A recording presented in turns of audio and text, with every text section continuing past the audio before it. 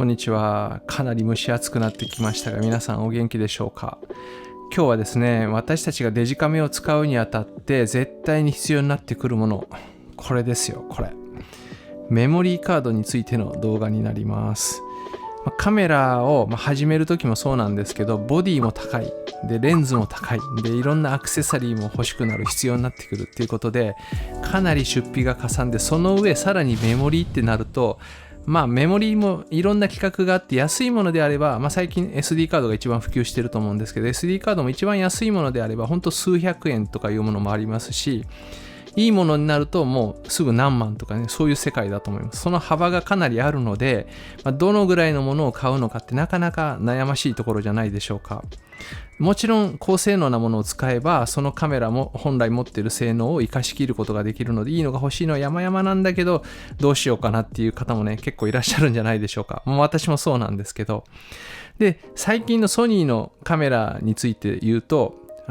カードスロットのところに CF エクスプレスタイプ A っていうカードが入るっていうのをご存知の方もいらっしゃると思います。で、このカードはですね、最近まではソニーのちょっと独占市場で値段も本当ね、びっくりするような値段でした。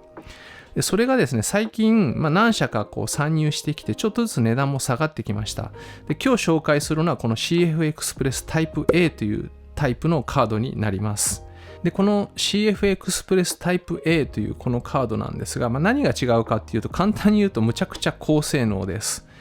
値段が高いんですけど、読み込みとか書き込みの速度が非常に高速です。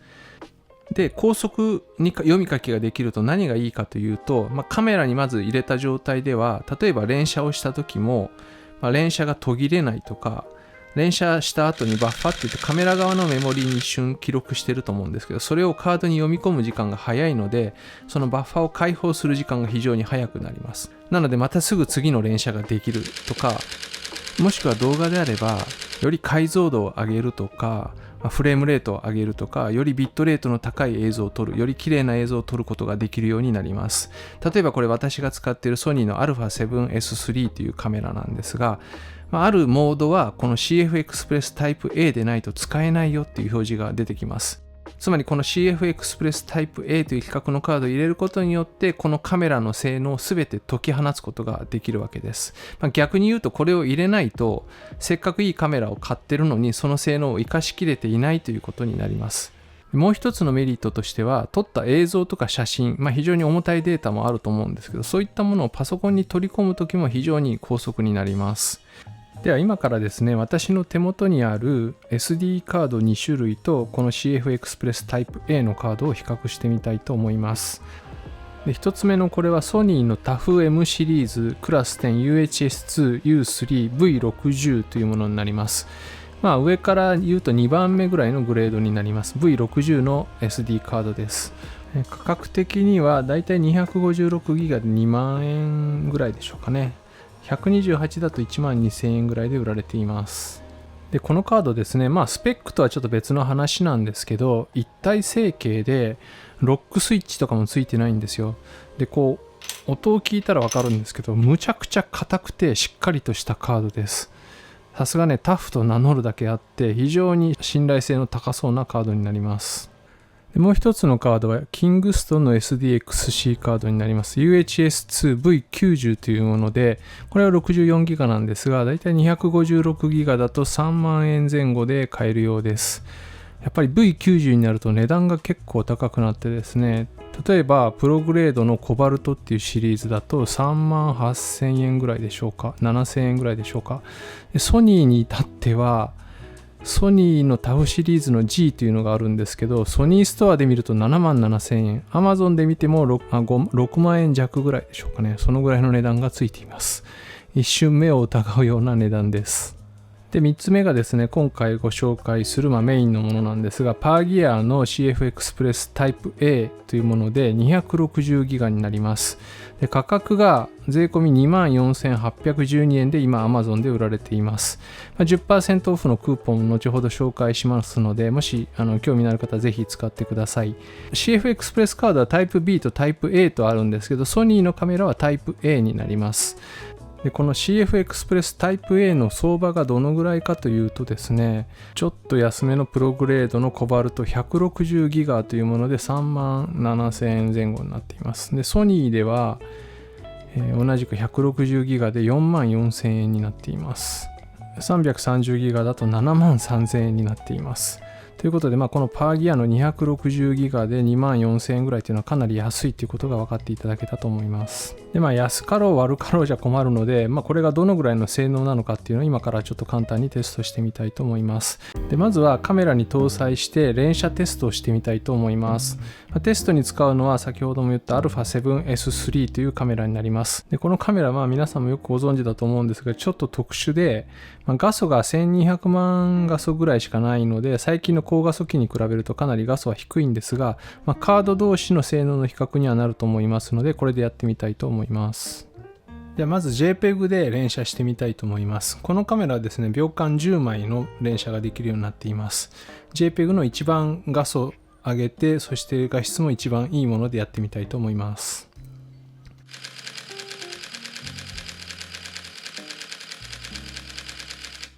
で47枚ほど撮ったところで連写をやめたんですけど、これ8倍速で今バッファーを書き込んでいる様子です。やっぱり結構かかりますね。でこれを測ってみたところ、これも8倍速なんですが、1分半ほどで書き込みができました。で次にローファイルで非圧縮でやってみました。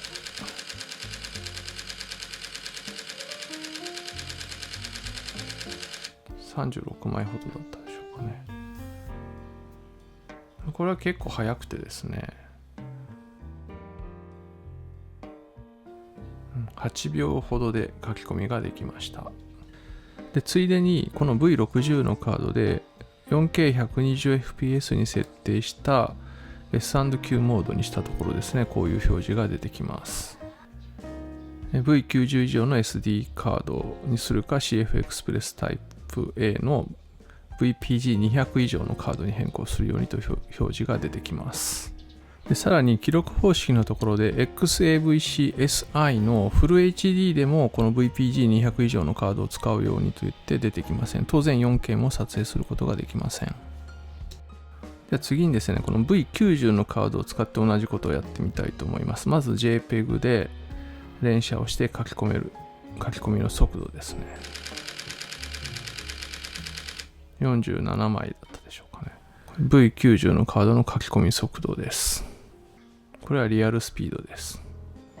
で、測ってみると、やっぱ結構速いですね。16秒で書き込みができました。で、圧縮なしのローファイルの場合は、無限に連写ができそうな感じがします。全く止まる気配ないんですが、無駄にシャッター切り続けるのも嫌なので適当に止めます。書き込み 1,2 秒でしたね。今143枚取りました。でこの V90 のカードを使うと V60 の SD カードでは使うことのできなかった XAVC-SI の 4K とかフル HD が、使えるようになります。ただし 4K120fps に設定した S&Q モードは未だに使うことができません。では次にですね、気になるこの CF エクスプレスタイプ A のカードで連写をしてみたいと思います。まず JPEG です。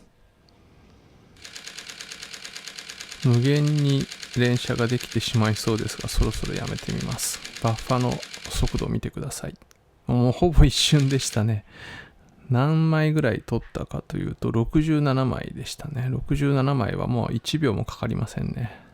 じゃあ次に非圧縮のローファイルでいってみたいと思います。これも無限連写いけそうな感じがしていますが、適当にやめてみます。バッファーを見てください。また早い。一瞬でしたね。ほぼ0秒ですね。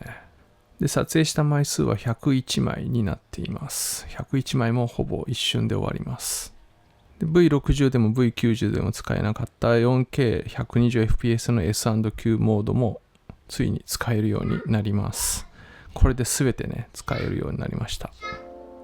で、次は定番のディスクスピード計測アプリでちょっと測ってみたいと思います。まず最初にアモルファスディスクマークというソフトを使ってそれぞれのカードの読み書きの速度を見てみたいと思います。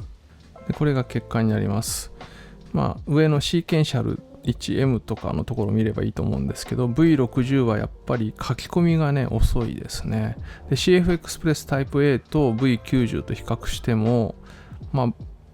CF エクスプレスカードの方がやっぱりスピード的には倍以上出てるかなという感じでしょうか。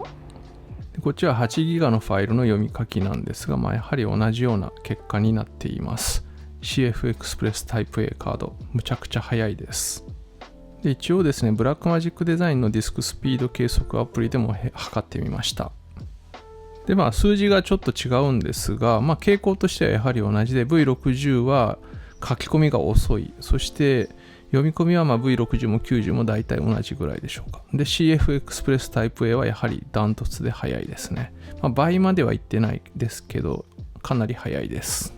で最後にパソコンにカードリーダーを挿してでデータをどのぐらいの速さで読み書きできるのかというのを直接測ってみたいと思います。15ギガぐらいのフォルダを読み書きしてみます。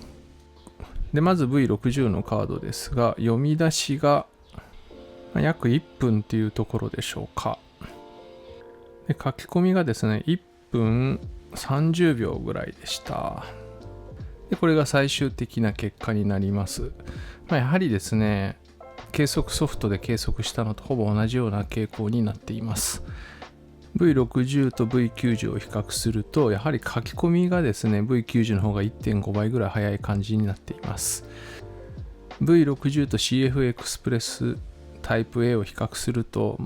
3倍とは言わないですけど、3倍近い速さになっています。V90 と比較しても読み出しは倍、書き込みも倍とは言わないですけど、それに近い値になっています。で動画の前半でもお見せしましたけど、この V90 の SD カードってかなり高くて、3万とか4万ぐらいがスタートみたいになってるんですけど、今回紹介するこのパーギアの CF エクスプレスタイプ A カードは260ギガで、あとカードリーダーも合わせて3万円以内で買うことができます。それでいてこの性能であればね、かなりコスパがいいんじゃないかなと思います。ただ、CF エクスプレスカードはちょっと熱くなったりして熱垂れするんじゃないかっておっしゃってる動画もあったんですけど、その辺はちょっとしばらく使ってみないとわからないので、耐久性とか熱問題とかまた何かあれば動画にしたいと思います。ということで今回は、パーギアの CF エクスプレスタイプ A260 ギガのカードの紹介でした。やっとですね、この企画のカードも買えるような値段に落ちてきたかなというのが個人的な感想なんですが、またよかったら皆さん参考にしてください。